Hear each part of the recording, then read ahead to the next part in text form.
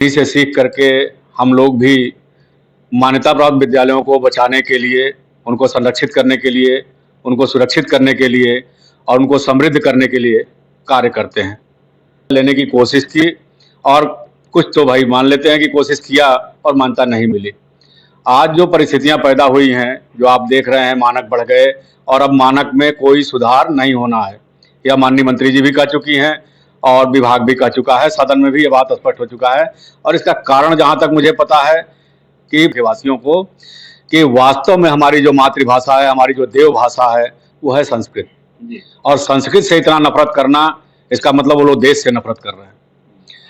Sanskrit board में जो भ्रम फैलाया जा रहा है उसे मैं दूर कर दे रहा हूं। केवल 2 विषय, एक अनिवार्य संस्कृतम और एक संस्कृत साहित्य, जिसमें बहुत सारे वेद पुराण उपनिषद, व्याकरण, नव्य व्याकरण, प्राच्य विज्ञानवाद आदि किताबें हैं। यही 2 किताबें संस्कृत में पढ़नी है। बाकी सारे सब्जेक्ट और सारी किताबें यूपी माध्यमिक शिक्षा परिषद की हैं। वही प्रकाशन है, वही किताबें हैं। हिंदी मीडियम में परीक्षा होनी है, वो संबंधित जिले के जिला विद्यालय निरीक्षक द्वारा लगाया जाना है। उसमें जिला विद्यालय निरीक्षक और आपके उप जिलाधिकारी क्षेत्रीय और राजकीय स्कूल का प्रधानाध्यापक कमेटी में है। तीनों में कोई भी सत्यापन कर सकता है और जिला विद्यालय निरीक्षक के द्वारा रिपोर्ट प्रेषित किया जाएगा। बोर्ड मान्यता देगा। बोर्ड लखनऊ में है और माननीय मुख्यमंत्री जी ने बोर्ड को प्रोत्साहित किया है। बोर्ड में 2.5 एकड़ में बहुत बढ़िया भव्य जो है मुख्यमंत्री जी की कृपा से निदेशालय और बोर्ड ऑफिस दोनों बनने जा रहा है सिटी स्टेशन के ठीक सामने, और ऐतिहासिक बिल्डिंग होगी। मुख्यमंत्री जी बहुत तेजी से, हमें लग रहा है कि जहां तक मुझे ज्ञात है 47 करोड़ रुपया उसके लिए स्वीकृत भी हो चुका है, जहां तक मेरे संज्ञान में आया है।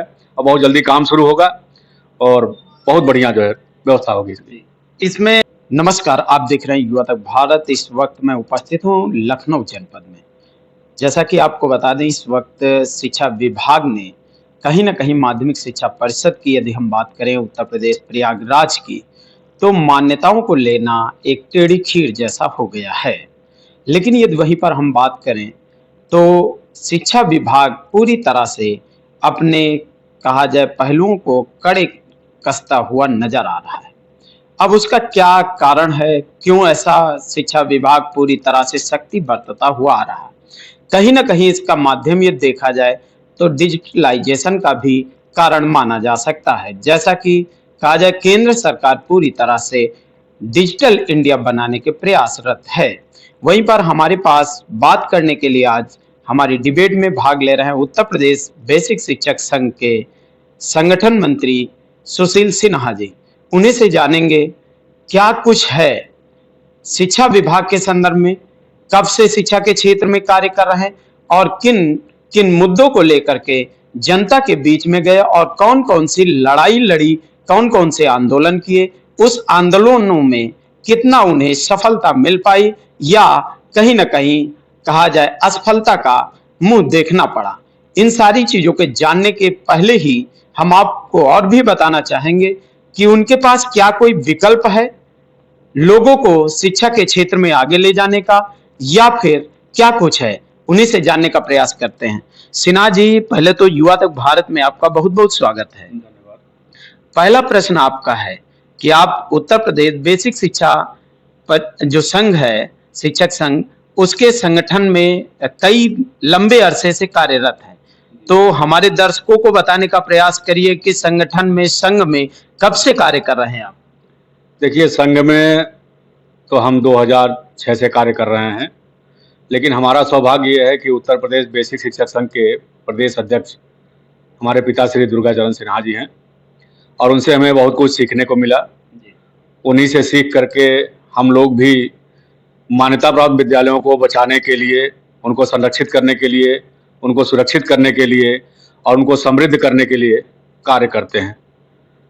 हमारे प्रदेश अध्यक्ष बड़े ही संघर्षशील हैं और हमारा सौभाग्य, जैसा कि हमने आपसे बताया कि मैं उनका पुत्र हूं, तो इस नाते हमें बहुत कुछ सीखने को मिला और हम उन्हीं के नक्शे कदम पर, उन्हीं के कदमों पर चल करके मान्यता प्राप्त विद्यालयों को, जो लगभग 1,25,000 विद्यालय हैं पूरे प्रदेश में, उनको संरक्षित करने का प्रयास कर रहे हैं।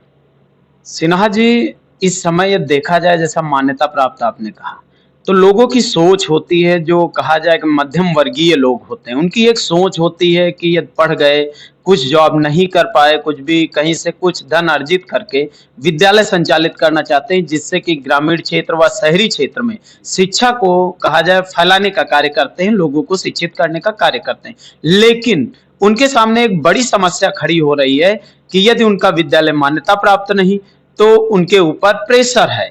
तो किस तरीके से, क्योंकि जो माध्यमिक शिक्षा परिषद है उत्तर प्रदेश इलाहाबाद यानी प्रयागराज का, उसने बहुत ही कहा जाए मानक बहुत ही कठिन कर दिया है और नहीं लगता है कि मध्यम वर्गीय लोग उसको पूरा कर पाएंगे। तो कैसे क्या आप? देखिए, आपका कहना भी सही है कि मध्यम वर्गीय लोग मान्यता के मानक को नहीं पूरा कर पाएंगे, लेकिन यह मानक जो बढ़ा है, ये 2022 और 2023 में बढ़ा है। बहुत सारे हमारे साथी आदती हो गए थे बिना मान्यता के विद्यालय चलाने के लिए।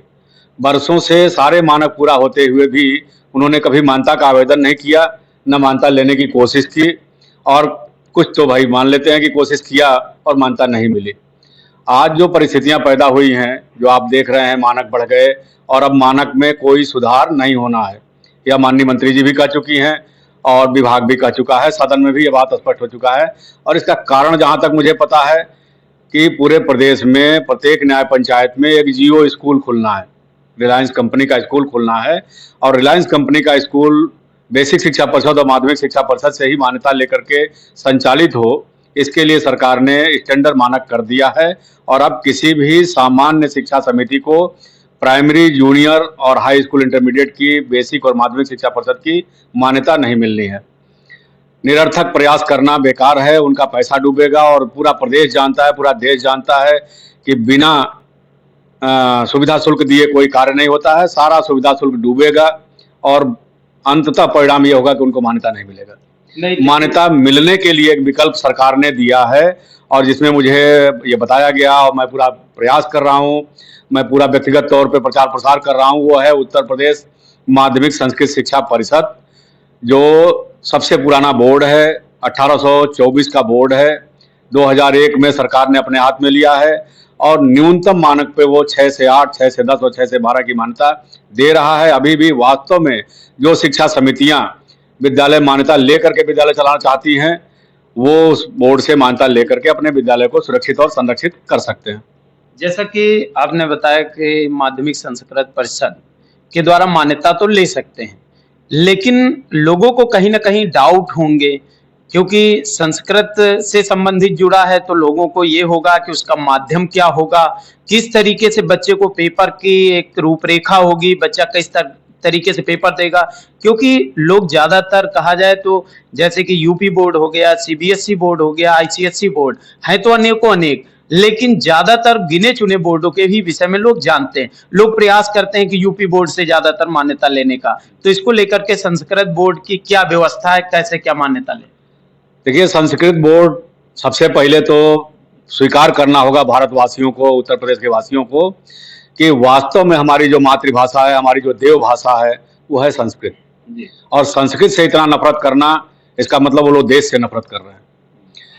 संस्कृत बोर्ड में जो भ्रम फैलाया जा रहा है उसे मैं दूर कर दे रहा हूँ। केवल 2 विषय, एक अनिवार्य संस्कृतम और एक संस्कृत साहित्य, जिसमें बहुत सारे वेद, पुराण, उपनिषद, व्याकरण, नव्य व्याकरण, प्राच्य विज्ञानवाद आदि किताबें हैं। यही 2 किताबें संस्कृत में पढ़नी हैं।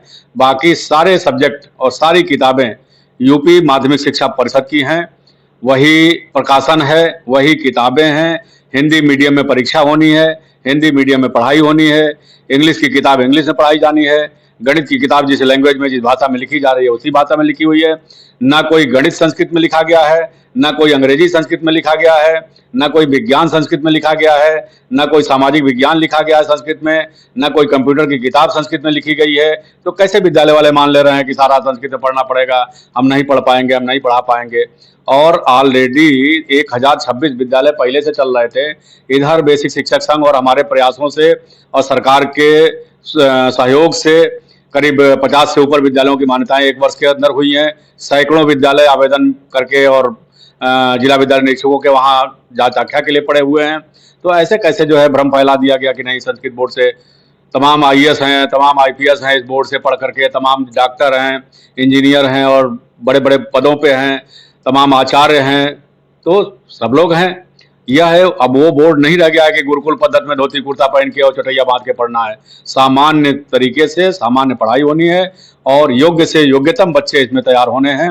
आखिरी विकल्प भी विद्यालय वालों के पास यही है। लगभग 40,000 विद्यालय ऐसे हैं जो बिना मान्यता के चल रहे हैं, अवैधानिक चल रहे हैं, या प्राइमरी की मान्यता है इंटरमीडिएट तक चला रहे हैं।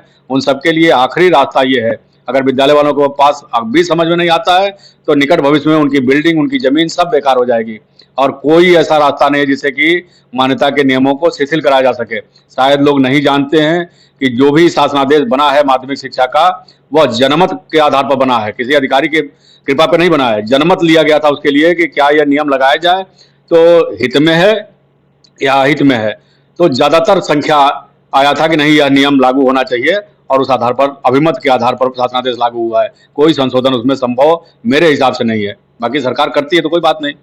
सिन्हा जी, अगला प्रश्न है मेरा कि आपने बताया कि माध्यमिक संस्कृत परिषद से मान्यता तो ले ली जाए, लेकिन लोगों के अंदर डाउट एक और है, क्या मानक होंगे और जो मानक होंगे उनका इन्वेस्टिगेशन यानी निरीक्षण कौन करने जाएगा? जरा दर्शकों को बताने का प्रयास करिए। देखिए, माध्यमिक संस्कृत शिक्षा परिषद जो है वह केवल ग्रामीण क्षेत्र में 650 वर्ग मीटर यानी 7,000 वर्ग फुट जमीन पर मान्यता दे रहा है। 6 से 8, 6 से 10 और 6 से 12, और 6 से 12 में कला वर्ग और विज्ञान वर्ग वो भी दोनों साथ में दे रहा है। शहरी क्षेत्र में 450 वर्ग मीटर यानी करीब 5,000 स्क्वायर फीट में मान्यता दे रहा है। कमरों की संख्या 15 गुणे 20 के 4 कमरे 6 से 8 के लिए, 15 गुणे 20 के 7 कमरे 6 से 10 के लिए, 9 कमरे 15 गुणे 20 के 6 से 12 के लिए और 14 कमरे 6 से 12 कला और विज्ञान वर्ग के लिए चाहिए। साथ में 15 गुणे 10 के 2 कमरे और 12 गुणे 10 के 3 कमरे ये चाहिए कार्यालय, स्टोर रूम और वाचनालय के लिए। इसके अतिरिक्त इसमें अभी ये छूट भी है कि आधे से ऊपर लिंटर्ड हो और आधे टीन शेड हो। फर्श पक्का होना चाहिए, फर्श को जो है आपको पक्का कराना होगा। यही इतना इनका मानक है और इसी पर मान्यता मिलनी है। बाकी सारी जानकारियों के लिए विभाग से संपर्क करें या व्यक्तिगत रूप से हमारे संगठन कार्यालय पर आकर के संपर्क करें। और इसका जो रिपोर्ट लगना है वो संबंधित जिले के जिला विद्यालय निरीक्षक द्वारा लगाया जाना है। उसमें जिला विद्यालय निरीक्षक और आपके उप जिला अधिकारी क्षेत्रीय और राजकीय स्कूल का प्रधानाध्यापक कमेटी में है। तीनों में कोई भी सत्यापन कर सकता है और जिला विद्यालय निरीक्षक के द्वारा रिपोर्ट प्रेषित किया जाएगा। बोर्ड मान्यता देगा। बोर्ड लखनऊ में है और माननीय मुख्यमंत्री जी ने बोर्ड को प्रोत्साहित किया है। बोर्ड में 2.5 एकड़ में बहुत बढ़िया भव्य जो है मुख्यमंत्री जी की कृपा से निदेशालय और बोर्ड ऑफिस दोनों बनने जा रहा है सिटी स्टेशन के ठीक सामने, और ऐतिहासिक बिल्डिंग होगी। मुख्यमंत्री जी बहुत तेजी से, हमें लग रहा है कि जहाँ तक मुझे ज्ञात है 47 करोड़ रुपया उसके लिए स्वीकृत भी हो चुका है जहाँ तक मेरे संज्ञान में आया है, और बहुत जल्दी काम शुरू होगा और बहुत बढ़िया जो है व्यवस्था होगी। इसमें जैसे मान लीजिए कि कुछ शुल्कें जमा होती हैं, तो उस शुल्क का क्या प्राविधान है, किस तरीके से जमा होगा? विद्यालय में जो सरकारी कोई ना कोई शुल्क मान्यता लेने को लेकर के जो जमा होती, क्या कुछ है? देखिए, बहुत विस्तृत जानकारी तो हम नहीं दे सकते हैं। सामान्य जानकारी ये है कि 15,000 और 20,000 का डीडी लगता है आवेदन शुल्क के रूप में, और अगर साइंस आर्ट दोनों लेना है तो 25,000 का डीडी लगता है। और इसके अतिरिक्त जो है प्रावधान कोष, सुरक्षित कोष लगता है, अग्निशमन, नेशनल बिल्डिंग कोड का प्रमाण पत्र लगता है। अभी एक प्रशासन योजना लग रहा है, लेकिन आने वाले निकट भविष्य में प्रशासन योजना समाप्त हो जाएगा क्योंकि महामहिम राज्यपाल ने प्रशासन योजना की व्यवस्था को समाप्त कर रखा है। यहाँ अभी जानकारी नहीं था, प्रस्ताव मैंने दे दिया है और बहुत जल्दी ही इस पर विचार करके बोर्ड इसको खत्म करेगा। और बहुत ज़्यादा इसमें बाकी सारे जानकारी क्या है, 30 साल की लीज इसमें लागू है। 30 वर्ष की लीज का अगर आपके पास कागज है तो आपको बैनामा नहीं करना है जमीन का। मतलब इतनी शिथिलता शायद देश के किसी भी बोर्ड में नहीं है और इतनी बढ़िया व्यवस्था भी किसी बोर्ड में नहीं है। अब इसके बाद भी अगर विद्यालय वाले यह सोचें कि हम मान्यता लिए बिना अवैधानिक तरीके से चला लें, तो अब ये हम बता देना चाहते हैं अपने इस संगठन के तरफ से कि अब अभिभावक आपके पीछे पड़ जाएगा अपने बच्चे का पीएन नंबर और अपार आईडी लेने के लिए। और जहाँ तक ये भ्रम है कि पीएन नंबर गलत है और अपार आईडी की कोई आवश्यकता नहीं है। यह भी बेसिक शिक्षक संघ का ही प्रस्ताव है कि नर्सरी टू 8 के बच्चों को एक एनरोलमेंट नंबर जारी कर दिया जाए, ताकि ये पता लगे कि बच्चे वास्तव में पढ़ कहाँ रहे हैं। एक बच्चे का नाम 3 विद्यालयों में था, 3 जगह से सुविधाएं निकल रही थी, निरर्थक जो है सरकारी कोष का दुरुपयोग हो रहा था, तो पीएन नंबर जारी हुआ। और दूसरे की मार्कशीट पर दूसरे लोग नौकरी कर रहे थे, तो सारे मार्कशीटों, सर्टिफिकेट आदि का संकलन करने के लिए अपार आईडी की व्यवस्था बनवाई गई संगठन द्वारा। सरकार ने उसको स्वीकार किया और ये दोनों अनिवार्य होगा। एक बच्चे डिफाइन हो जाएंगे कि वास्तव में बच्चे पढ़ते कहाँ हैं और बच्चे का रिकॉर्ड क्या है। सिन्हा जी, इस शिक्षा बोर्ड से संबंधित हमारा अंतिम प्रश्न है और उसके बाद कुछ संगठन को लेकर के हम चर्चा करेंगे आपसे। जैसे व्यक्ति फाइल लगाना चाहता है तो वो जिला विद्यालय निरीक्षक के यहाँ जाएगा या कह लिया जाए उप जिला अधिकारी, या कहाँ किस कार्यालय जाएगा तो उसको इससे संबंधित जानकारी ठीक से मिल पाएगी?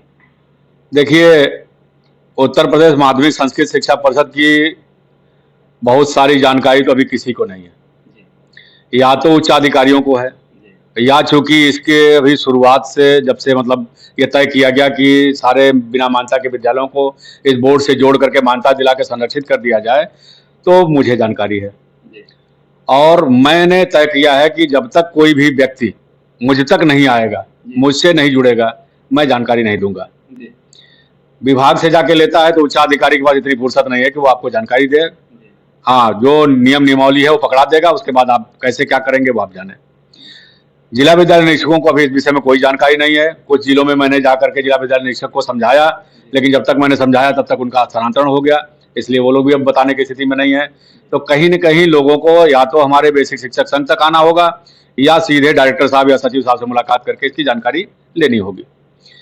रही बात, कुछ जानकारी हम शेयर कर देना चाहते हैं कि इसके आवेदन के लिए किसी के पास नहीं जाना है। इसकी अपनी वेबसाइट है upmssp.com, उसी पे जाके ऑनलाइन आवेदन करना है, ऑनलाइन आईडी पासवर्ड बनाना है, उसके बाद लॉगिन करके ऑनलाइन फॉर्म भरना है। सारी जानकारी उसमें सबमिट करने के बाद उसका प्रिंट निकाल करके 3 प्रतियों में सारी फाइल तैयार करके 2 प्रति संबंधित जिला विद्यालय निरीक्षक कार्यालय में जमा होगा और जिला विद्यालय निरीक्षक 30 दिन के अंदर रिपोर्ट लगाएंगे, उसके बाद बोर्ड मान्यता दे देगा। अब शर्तों की अंदर की जो बातें जाननी है तो या तो लोग आके हमारे संगठन से जुड़ें, हमसे जुड़ें, या डायरेक्टर साहब से मिलकर के, सचिव साहब से मिलकर के जानकारी ले लें। 2 ही रास्ते हैं लोगों के पास। अब इसके लिए ये तो नहीं कहा जा सकता है कि आप अपने उत्तर प्रदेश बेसिक शिक्षक संघ में लोगों को लाने के लिए एक मतलब माध्यम ढूंढ लिया है, ये तो नहीं कहा जा सकता? बिल्कुल कहा जा सकता है। खुलेआम मैं कह रहा हूँ कि हर आदमी अपना परिवार बढ़ाना चाहता है, बाहर से आप तमाशा देखें, ये ठीक नहीं है। संगठन अगर कार्य कर रहा है तो आप उसकी मेंबरशिप लेंगे, आप हमारे परिवार से जुड़ेंगे तो हम आपकी मदद करेंगे। आप दूसरे परिवार के होंगे तो कोई दूसरे के परिवार के लोगों के लिए खाना खर्चा की व्यवस्था नहीं करता है, मेरा संगठन भी नहीं करेगा और मैं तो कतई नहीं करूंगा। बरसों से संघर्ष हम लोग कर रहे हैं, लोग बाहर से बैठ के मजा ले रहे हैं, लूट मची हुई है, लोग लुटा रहे हैं पैसा, अनावश्यक अधिकारियों को घूस दे रहे हैं, अनावश्यक जो है जो कुछ नहीं जानता नेता उसको चंदा दे रहे हैं, उसको पैसा दे रहे हैं।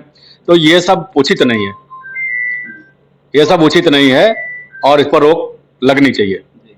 आप संगठन में प्रदेश स्तर के कार्यकर्ता हैं और आपने बताया कि मंडल स्तर से आपने शुरुआत की, लखनऊ मंडल से शुरू हुए और आज प्रदेश स्तर पर पहुंच गए।